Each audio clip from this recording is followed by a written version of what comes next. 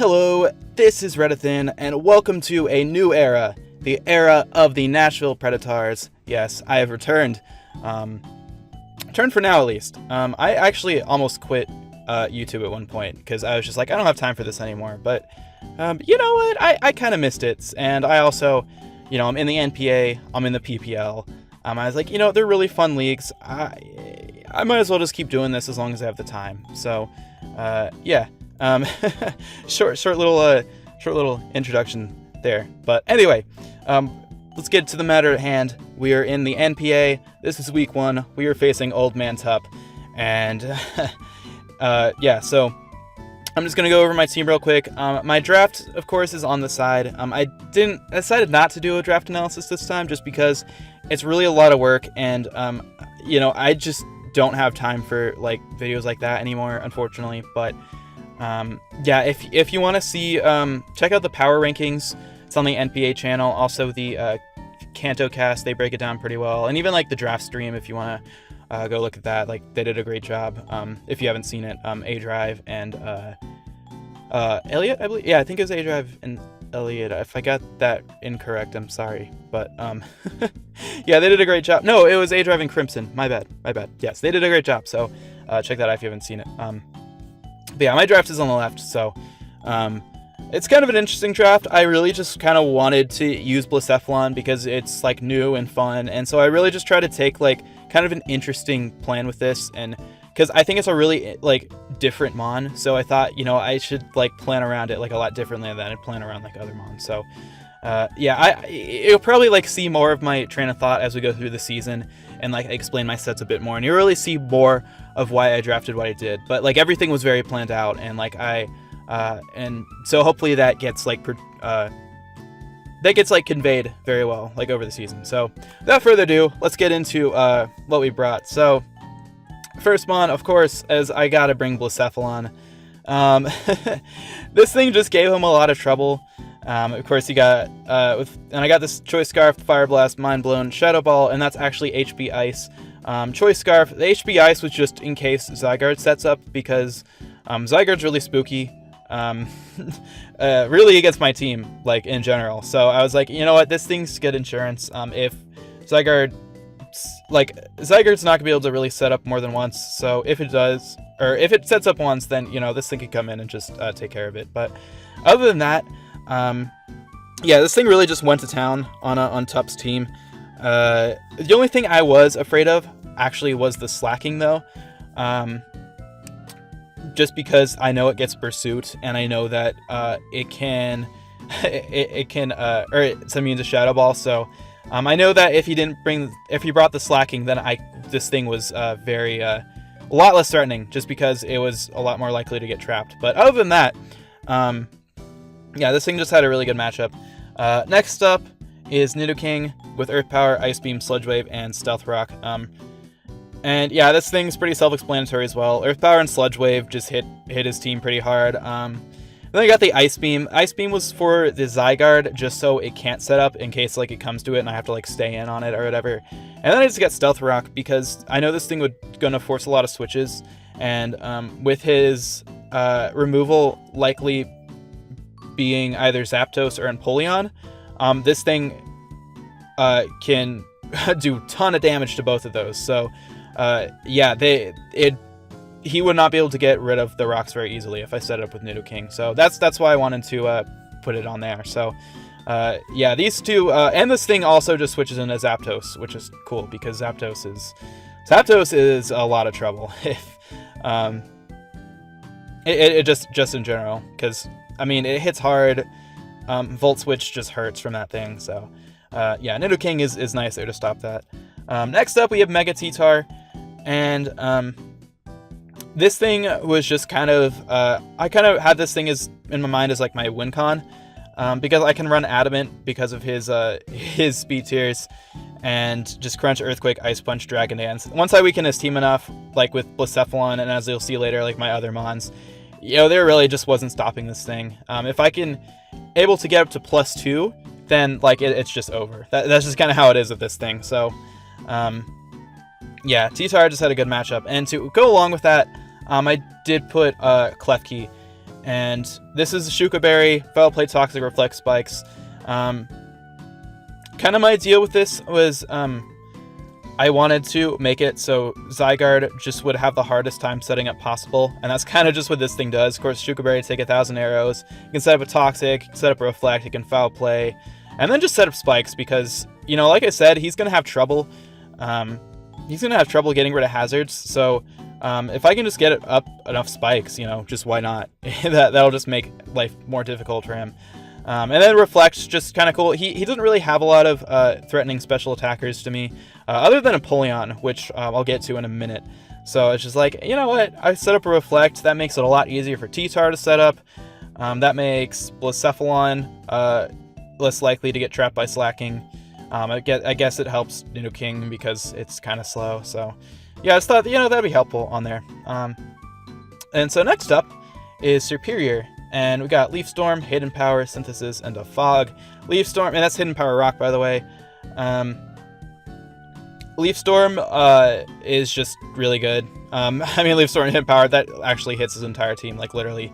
And then I just got Synthesis, so I can keep healing back up on his Zygarde, because I thought there was a chance it could be banded, and this thing just switches into 1,000 arrows every time, and I can just keep Synthesising up, then it's like, you know, just keep doing that. And then I got to Fog, because it's fast, and I'd rather not have hazards on my side of the field with Blacephalon running around. And yeah, the Yachi Berry, that's actually for Empoleon, because my team does not switch into Empoleon very well if it's, like, offensive, and this at least makes it so I can take an Ice Beam pretty well, so...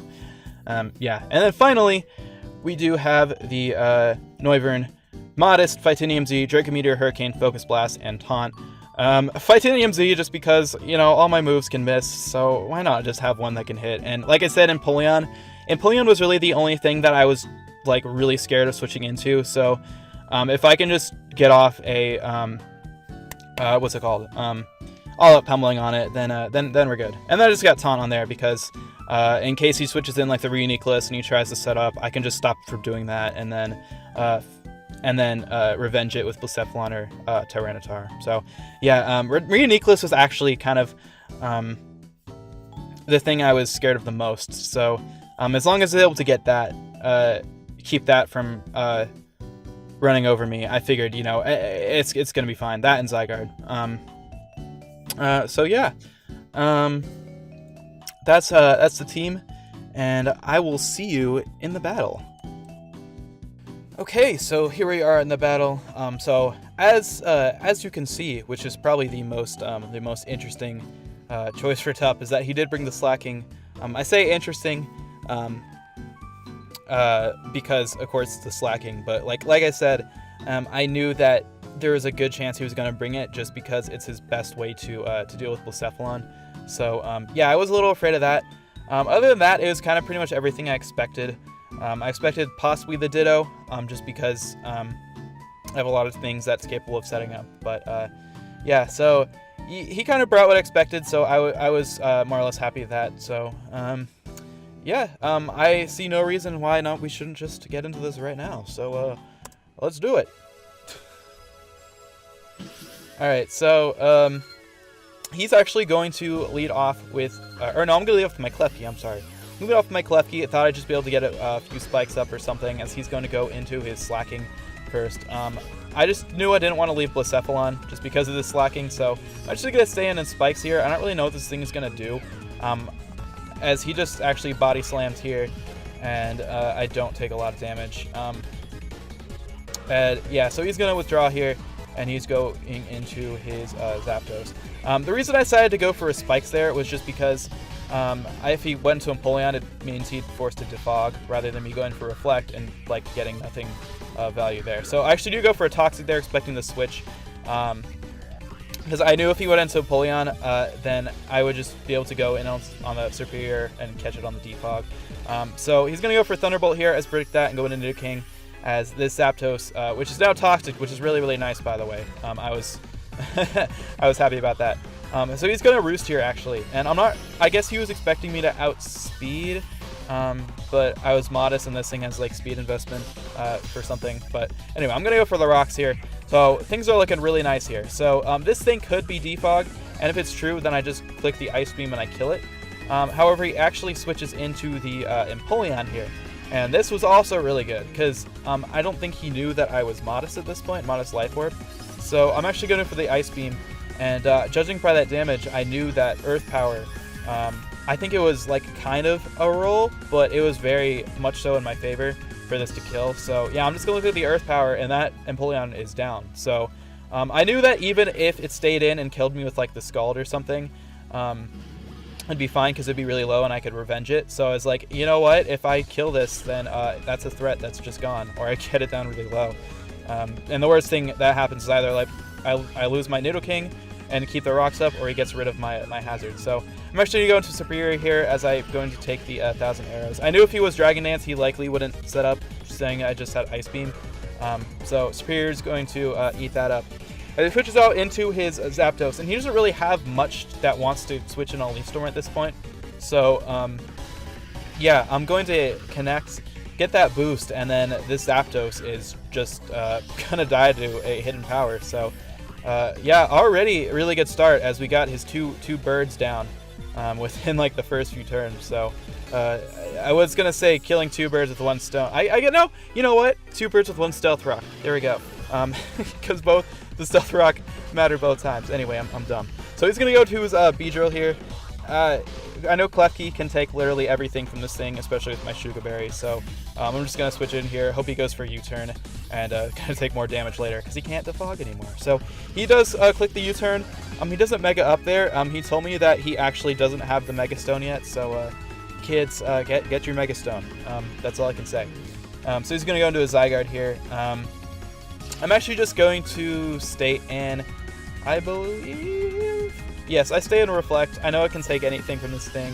I don't really need my Shuka Berry for anything else at this point. So I'm just going to eat up that 1,000 arrows, actually. Watch, this is going to do like no damage. Yeah, that was it's incredible. I love Klefki. So he's going to withdraw here and go into his Reuniclus. I believe I do go for the Toxic here. No, I do switch out. I do switch into the Superior.